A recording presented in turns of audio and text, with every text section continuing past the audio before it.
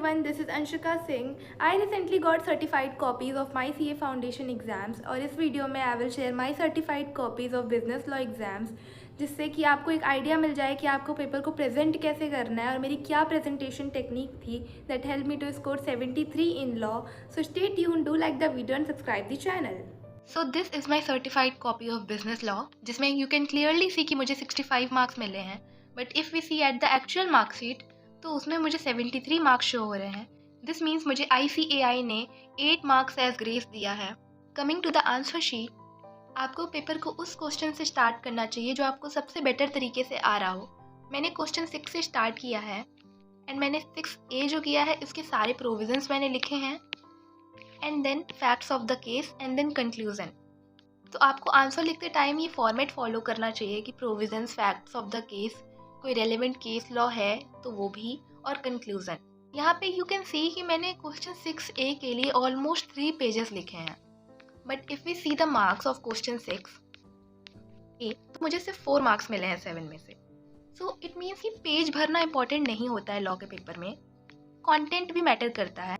Even if आप छोटा answer लिखो बट टू द पॉइंट लिखो तो उससे आपको भी मार्क्स मिलेंगे. एंड इफ़ यू सी मेरी हैंड राइटिंग बहुत ही ज़्यादा सुंदर नहीं है, पर हाँ क्लियर लिखने का ट्राई करना आंसर को, इतना क्लियर कि हाँ कोई भी पढ़े तो समझ सके कि क्या लिखा हुआ है.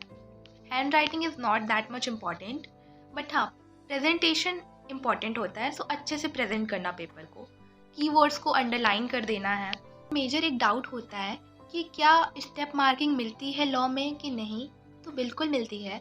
इवन इन दिस क्वेश्चन मेरा कंक्लूजन रॉन्ग है फिर भी मेरे प्रोविजन सही हैं तो मुझे 1 मार्क्स मिले हैं. सो इन केस आपका कंक्लूजन रॉन्ग हो और प्रोविज़न सही हो तो भी आपको मार्क्स मिलेंगे. एंड अगर प्रोविज़न थोड़ा सा रॉन्ग हो और कंक्लूजन सही हो तो भी आपको मार्क्स मिलेंगे. स्टेप मार्किंग ज़रूर मिलेगी. जो दूसरा डाउट आता है कि सेक्शन नंबर लिखना इंपॉर्टेंट है या नहीं.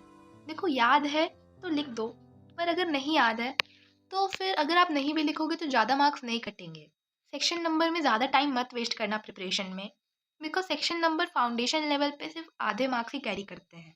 इवन इन दिस क्वेश्चन मैंने सेक्शन नंबर नहीं लिखा है. आप ऐसे डायरेक्टली लिख सकते हो as per the provisions of the dash act और as per the relevant provisions of the dash dash act, तो भी आपको मार्क्स मिल जाएंगे. पर हाँ आपका प्रोविज़न और कंक्लूजन सही होना चाहिए. एंड हाँ अगर सेक्शन नंबर में कन्फ्यूज़न है कि कौन सा सही होगा कौन सा नहीं, तो रॉन्ग सेक्शन नंबर लिख के बिल्कुल भी मत आना. सो इन शॉर्ट फाउंडेशन लेवल पर सेक्शन नंबर लिखना इंपॉर्टेंट नहीं होता है. अगर आपके एग्जाम में कभी डिफरेंस लिखने को आए तो उसको टेबुलर फॉर्म में लिख करके आना इंस्टेड ऑफ पैराग्राफ फॉर्म में, बिकॉज पैराग्राफ फॉर्म में मार्क्स कटने के चांसेस रहते हैं. यहाँ पे कंडीशंस और वारंटी का डिफरेंस लिखने को आया है. So I wrote basis of difference column, conditions and warranty. ये बेसिस का कॉलम बनाना भी बहुत ज़्यादा इंपॉर्टेंट होता है.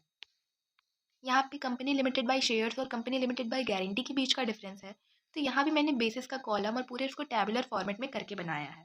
लॉ के एग्ज़ाम में मुझे एक जो प्रॉब्लम फेस करनी पड़ी थी वो थी स्पीड. लॉ का पेपर मुझे पर्सनली बहुत ज़्यादा लेंदी लगा था जनवरी 2026 का.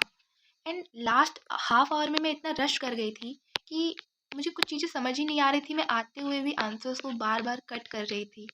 मैं बहुत ज़्यादा कंफ्यूज हो गई थी.